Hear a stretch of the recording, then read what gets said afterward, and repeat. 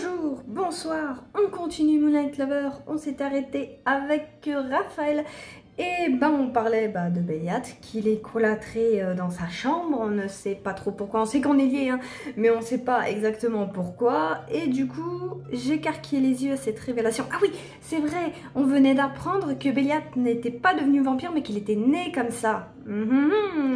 Beaucoup de questions.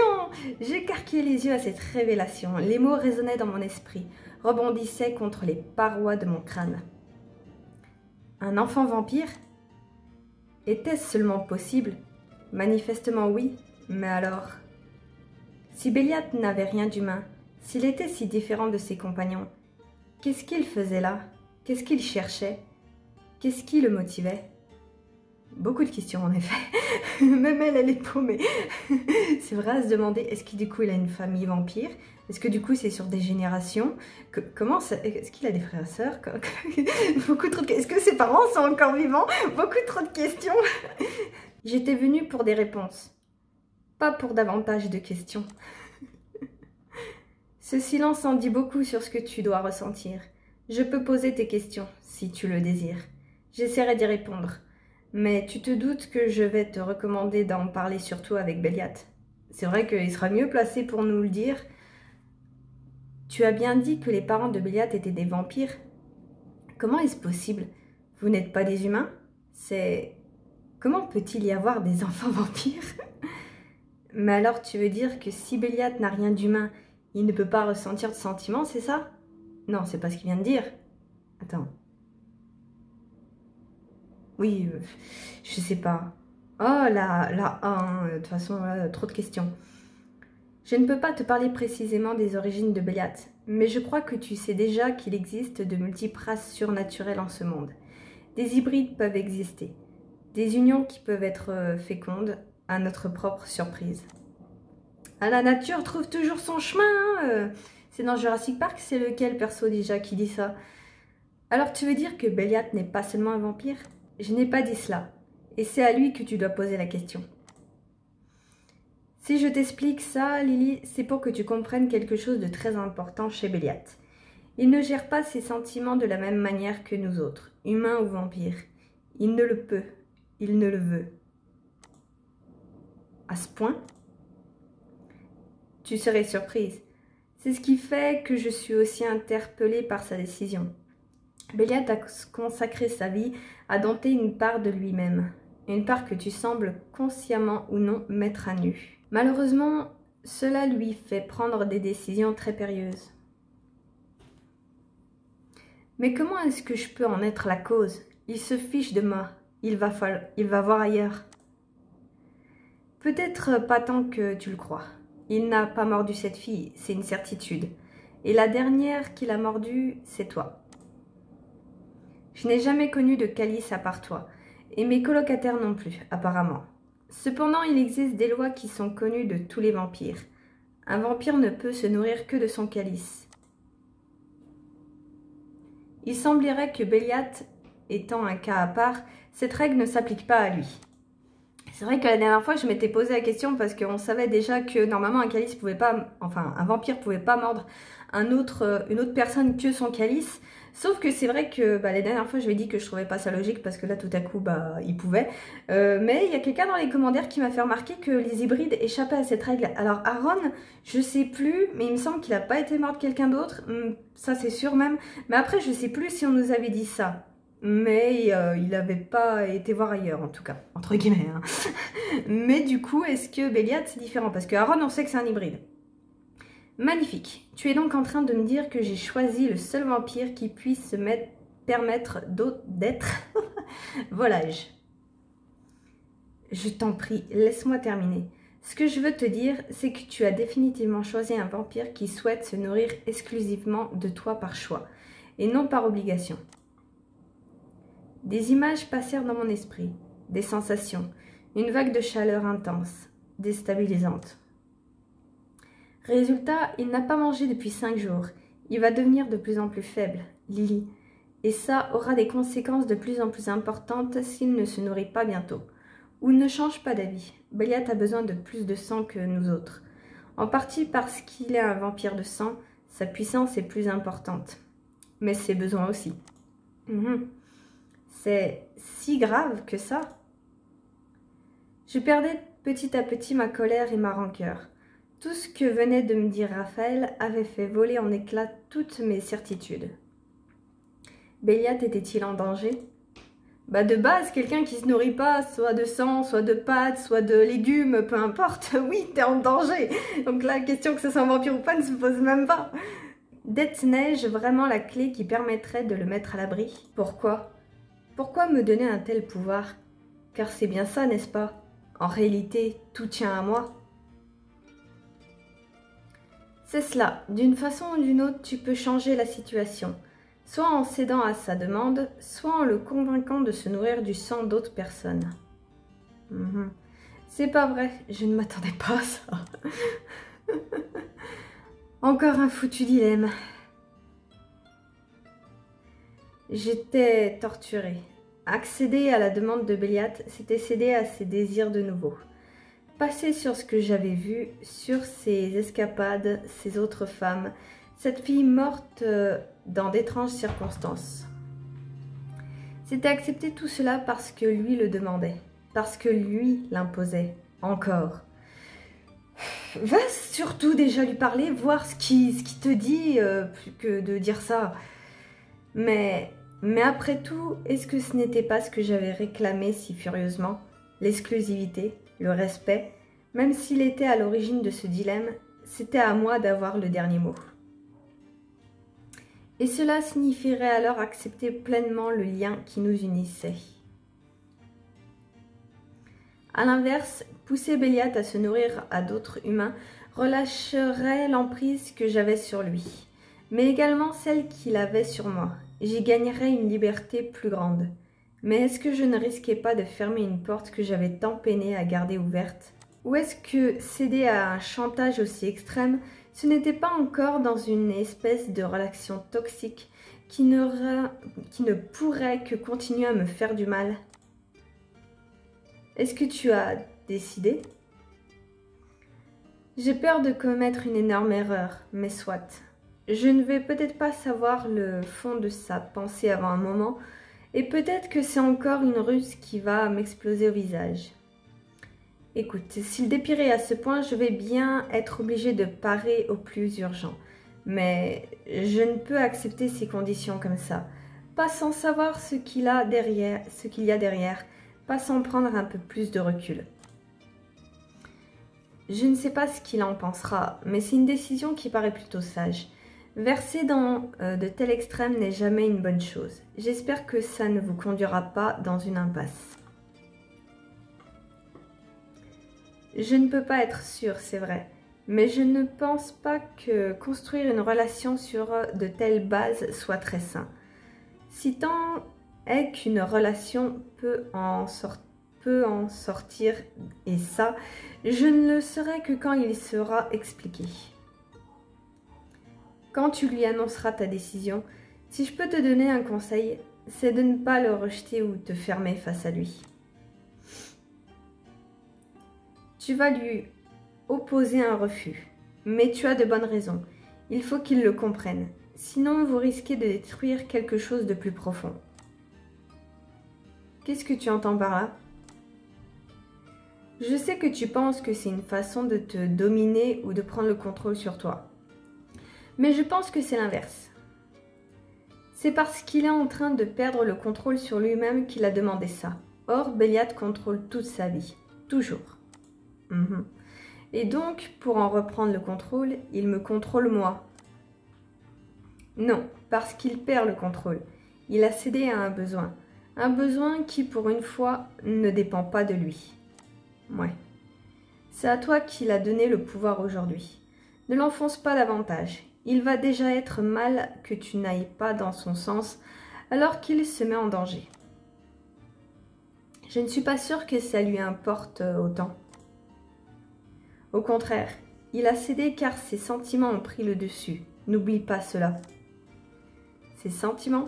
S'il y a vraiment de l'affect là-dedans, alors je crois que c'est mieux de ne pas céder. Ça ne peut que déboucher sur quelque chose de déséquilibré. Je peux l'aider, mais pas comme ça. Pas dans la contrainte. S'il va aussi mal que tu le dis, je crois que je devrais aller le trouver. Ça va aller? Tu veux que quelqu'un vienne avec toi? Béliat a cessé de me faire peur.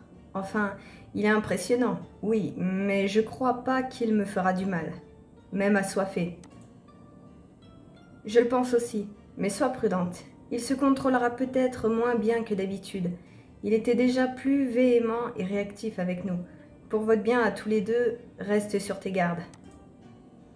D'accord, et merci pour tout ce que tu m'as raconté et expliqué, Raphaël. Je savais que j'avais raison de venir te voir. Hey, j'espère juste que ça ira. Sois toi-même, tout se passera bien. On verra ça. Il doit être dans sa chambre. Et Dieu sait dans quel état je vais le trouver. Oula, à mon avis, il va être très cadavérique. Quand j'arrivais dans le couloir de nos chambres, je remarquais que la lumière de la lune avait fortement décliné. J'avais passé presque toute la nuit à collecter mes informations et à discuter. Il ne nous restait plus beaucoup de temps avant le lever du soleil. J'étais sur des charbons ardents. Qu'allait dire Béliat? Dans quel état allais-je le trouver? J'avais peur de ce qui allait se passer, car malgré ma détermination, je n'étais pas certaine de pouvoir contrôler la situation. Je n'avais plus qu'à frapper à la porte pour découvrir ce qu'il en était. J'espère qu'il n'est pas si mal en point. J'armai le poing et sur une ultime inspiration frappai vigoureusement à la porte. Peut-être trop fort, car elle s'ouvrit presque instantanément avec une brutalité qui me fit tressaillir.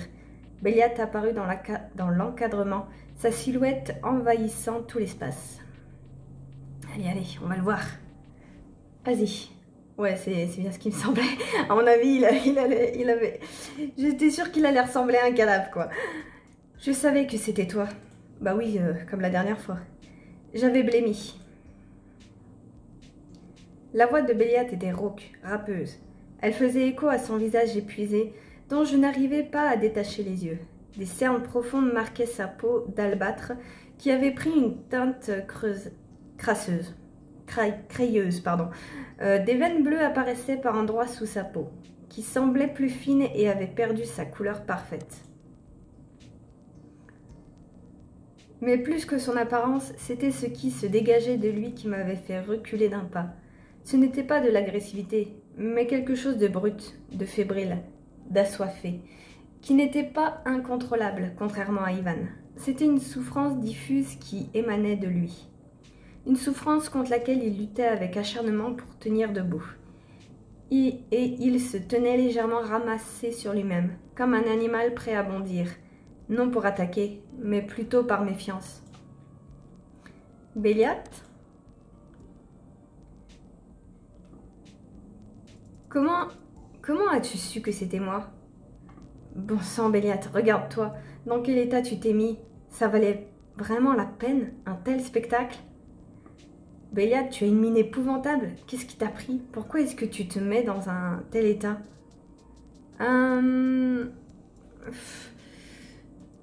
Oh là là, alors attends. Là, bon, on sait comment il sait, hein, on est liés de toute façon, ça a été la même chose la dernière fois. Bon sang, regarde-toi dans quel état tu t'es mis, c'est vraiment la peine d'un tel spectacle. Pas la B, la C, allez. Alors tu es au courant? Ça m'épargnera une longue et fastidieuse introduction. Franchement, je n'aurais pas eu la force et la patience de perdre mon temps en explications. Tu te doutes que je vais t'en demander. Et pas que sur ça d'ailleurs. Ah, sur ce qui s'est passé l'autre soir, je pensais que ton opinion était arrêtée. Je le regardais plus attentivement. Il n'y avait pas d'agressivité dans sa réponse, juste de la neutralité, comme s'il était résigné à ce que je ne change pas d'avis. On pourra revenir là-dessus, mais ce n'est pas le sujet pour l'heure. J'ai appris par les autres ce que tu as décidé, et l'état dans lequel tu es en train de te mettre, sans raison. Sans raison? Vraiment? Tu es devenu extra lucide? Ou encore mieux, tu penses peut-être que je le fais par plaisir de la mise en scène et du drame? Tu peux me le dire? J'ai tout entendu ces 3 derniers jours. Hein? J'étais déstabilisée. Oui, moi aussi je suis perdue. Je n'avais jamais entendu Béliat parler ainsi. Cet étrange mélange de sarcasme, de fatigue, de lassitude et d'obstination, je ne savais pas quoi penser, ni comment gérer Béliat. Je suis passée par différentes phases. Je me suis posé beaucoup de questions aussi. Et pour le moment, je n'ai plus aucune certitude. À tout hasard, tu es venu pour brasser du vent ou pour parler de quelque chose d'utile? Il est vraiment mauvais poil. Je tressaillis. Ce n'était pas vraiment agressif, mais Béliat semblait clairement à bout de nerfs. Mais tu m'étonnes, t'as vu dans quel état il est? Je suis venue pour que tu cesses de te laisser mourir de faim et qu'on règle ce qui s'est passé il y a quelques jours. Parce que tu me dois quelques explications. Je n'ai pas bouffé cette fille, si tu veux savoir. Oui, mais donne-nous ta version des faits, qu'est-ce qui s'est passé, quoi? Non, je sais, j'ai eu du mal à l'admettre, et une partie de moi a encore du mal à y croire. Mais les autres m'ont expliqué que ce ne pouvait pas être toi.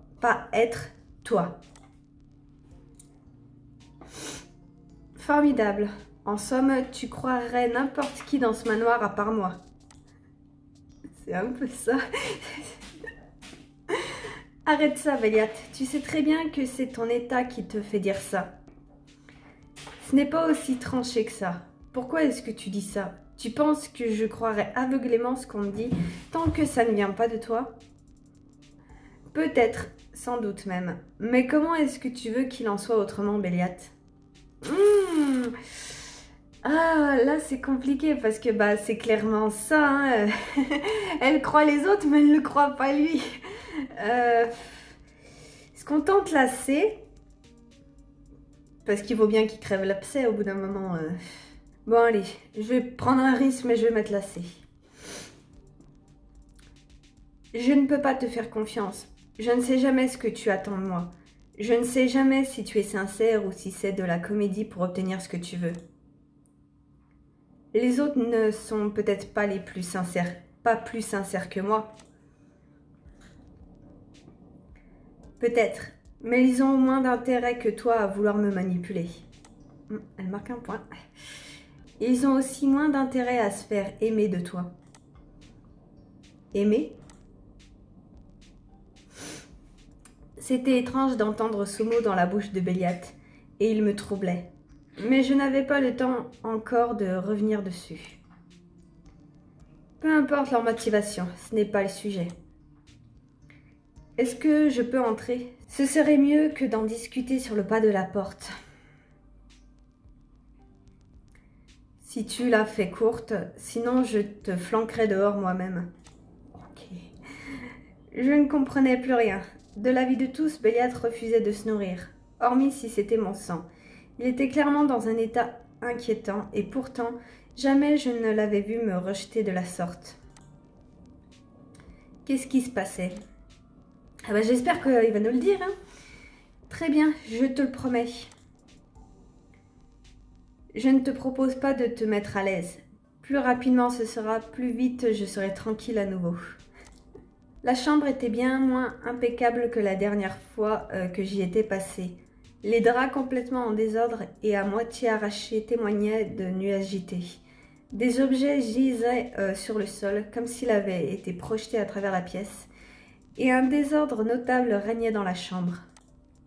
Ah, il s'est défoulé, écoute, hein, il faut bien. Les derniers jours ne semblaient pas avoir été calmes pour Béliat. Si j'en crois l'état de ta chambre, tranquille n'est peut-être pas le mot le plus adéquat. Béliat, les autres m'ont dit que tu n'avais rien mangé depuis des jours. Je vois bien que tu es complètement sur les nerfs. Pourtant, l'envie me démange de lui parler de son comportement, mais ce n'est vraiment pas le moment. Plus la baie. Incroyable, ta perspicacité est si impressionnante que j'en oublierais presque mon envie de me ronger les deux mains tellement je crève de faim. Alors au lieu de peaufiner tes sarcasmes et ton sale caractère, qu'est-ce que tu attends pour aller te nourrir? Tu ne vas pas me dire que tu as soudain perdu tout ton charme? Ah, histoire que tu me reproches encore d'aller voir ailleurs, c'est ça? Il va falloir te décider, ma belle, ou résoudre ces petites contradictions. Je pense que ça te ferait du bien aussi. Mais Qu'est-ce qui t'arrive, bon sang? Pourquoi tu es comme ça? Pourquoi est-ce que tu refuses de te nourrir? Ça n'a pas de sens. Cela a le sens que je veux lui donner, et l'envie des autres, y compris le tien, m'est complètement indifférent. Écoute-moi bien, peut-être qu'on n'est rien l'un pour l'autre, mais je suis bien sûre d'une chose, c'est que tu n'es pas quelqu'un d'autodestructeur. Il y a une raison à ton comportement, et que je le veuille ou non, elle est forcément liée à moi. Oh, parce que tu penses influencer ma vie à ce point? J'ai proclamé le contraire de toutes mes forces à tous les habitants de ce manoir, mais ils m'ont détrompé. Tu te laisses crever de faim parce que tu ne veux pas te nourrir que de mon sang. Tu ne veux te nourrir que de mon sang. Eh, je suis un salopard égoïste doublé d'un dramaturge. Ce n'est jamais qu'une lubie parmi tant d'autres. Oh non, pas quand tu te mets à genoux, qu'elle t'ôte toutes tes forces, qu'elle te transforme en squelette maladif. Tu prends trop soin de ton apparence pour que ça te soit égal. C'est plus que ta personnalité et ta vanité. Ce sont tes armes. Franchement, mon premier réflexe a été de me dire que tu prenais ça pour un prétexte, pour faire du zèle et prouver que tu n'avais pas commis le meurtre. Même si ça me paraît totalement incongru, il faut quand même que je te le demande. Est-ce que ça a un rapport avec le fait que je t'ai surprise dans la boîte avec cette fille? Et même si j'en doute fortement, j'ai même fini par me demander si ça avait un lien avec le fait que je me sois tant battue pour exiger que tu me respectes et que tu me demandes mon autorisation pour me mordre. La C me plaît bien, j'avoue. On va mettre la C. Si tu voulais me punir pour ça, me mettre dans une situation de culpabilisation, tu adorerais ça, hein? Que je sois assez sournois et malsain pour faire ça, ça te donnerait encore plus de raisons de me détester. Alors pourquoi? Pourquoi tu te fais tant de mal? Tu tiens à peine debout. Béliat, ça ne peut pas continuer comme ça. Ça durera tant que je l'aurai décidé. Tu me crois trop faible pour tenir? Mais ça n'a rien à voir. Qu'est-ce que tu racontes? Personne ne te demande ça. Qu'est-ce que ça peut te foutre de toute manière? Tu me hais. Ton seul espoir de liberté serait que je crève. Ça devrait t'arranger de me laisser me dessécher dans cette chambre, jusqu'à ce que je sois trop faible pour bouffer un rat. Hein? Qu'est-ce que tu veux dire? La vérité toute crue. Voilà ce que je suis en train de te dire. Et je m'étonne que les autres ne te l'aient pas balancé, histoire de rajouter une pierre à l'édifice de mon rôle de tortionnaire. Si tu meurs, j'y passe avec toi. Mais si je meurs, tu es libre, chérie. Elle est pas belle, la vie? C'est si joliment dit. Je n'en savais rien. Et quand bien même, je ne voudrais pas ta mort. Tu es vraiment certaine? Qu'est-ce que ça te coûterait après tout? Je ne suis rien pour toi. Tu peux sortir de cette chambre, attendre que la nature fasse son œuvre, et tôt ou tard, tu serais libre. Ça ne te tente pas? Allez, ne me dis pas que l'idée n'est pas alléchante. J'avais du mal à respirer. C'était comme si le sol se dérobait sous mes pieds. Ce n'était même pas à cause de la révélation que venait de me balancer Béliat, cette réalité morbide selon laquelle ma liberté tiendrait à sa mort. Ces mots, cette rage, cette façon de se montrer si froid, de se faire autant de mal et de rejeter furieusement les autres alors que la solution se trouvait si proche. Je connaissais cette réaction. Je la connaissais si bien que je la retrouvais en miroir chez Béliat me tétanisait. C'était mon propre désespoir et mon propre mal-être que je voyais en face de moi. Je la retrouvais en la personne chez laquelle je m'y serais le moins attendue. Je ne pouvais avoir qu'une seule réaction. Dire les mots que l'on ne m'avait jamais dit à moi. Ça te plairait, hein, que je te dise ça? Que je te donne encore plus de quoi te vautrer dans ta souffrance et te convaincre que tu as raison de faire ça? Que je te dise que tout le monde s'en foutrait, moi la première. Ça ne marche pas comme ça, Béliat. Faut vraiment que tu ramènes tout à toi, hein. Et c'est lui qui nous dit ça. Ah. C'est ça, oui. La détestation de soi, je connais, Béliat. Je pense même que je la pratique à un sacré niveau et depuis pas mal d'années. C'est pas un nouveau venu dans la cour de récré qui va me l'apprendre. Oh, tu débloques? Ça n'a rien à voir avec ça. Ah oui, avec quoi alors? Depuis le début de cette discussion, tu ne m'as pas donné le début d'une explication. Si tu avais des raisons rationnelles, tu me les aurais dites. Pas faux. Pas faux. J'en déduis que c'est autre chose. C'est émotionnel. Et d'après ce que je sais de toi, ça doit être pire que tout. Un cri m'échappa brutalement. Une douleur fulgurante me traversa le bras. Béliat venait de m'agripper à peine fini, ma phrase finie, avec une force qui me stupéfiait vu de son état de faiblesse. Une force qui demeurait toute vampirique et me broyait les os. On a touché un point sensible. Tu racontes des conneries. Pour qui tu te prends? Tu sais qui je suis?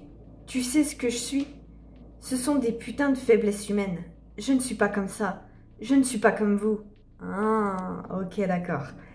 Béliat me tenait contre lui, me rugissait au visage comme un animal enragé, poussé dans ses retranchements.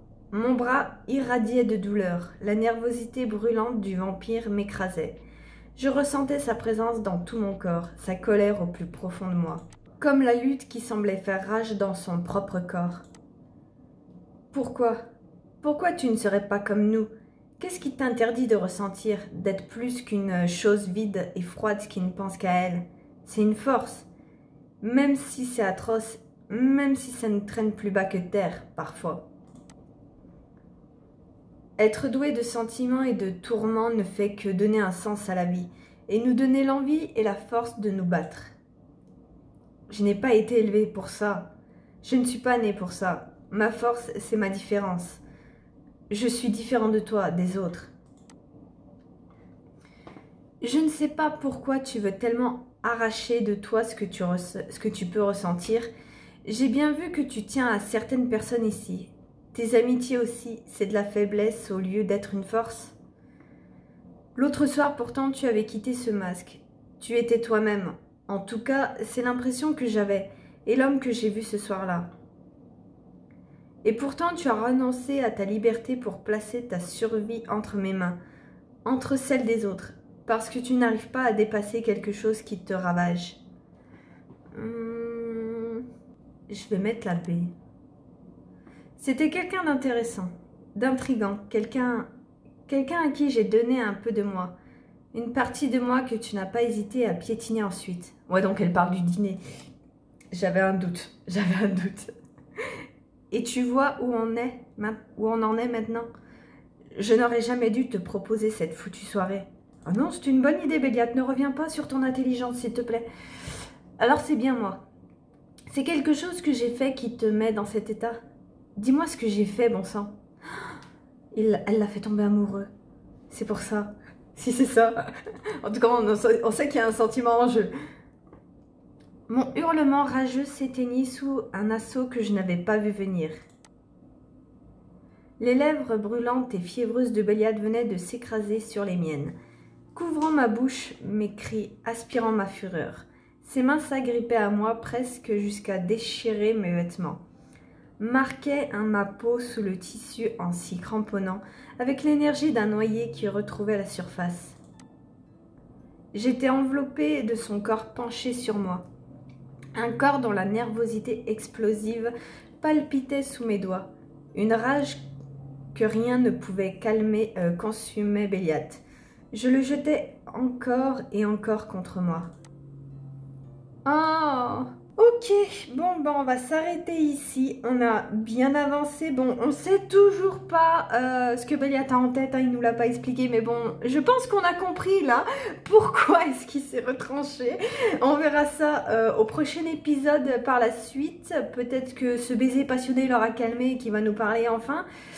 Et je pense que de toute façon après on va le nourrir et j'ai hâte n'empêche qu'il nous raconte ses origines, hein, parce que voilà, hein, Raphaël nous a déjà dit beaucoup de choses, beaucoup de questions qui se bousculent. Hein. Je veux que Béliat nous explique tout ça dans les détails, surtout que lui-même, il dit qu'il n'a pas été élevé pour ça, enfin comme ça, comme nous quoi.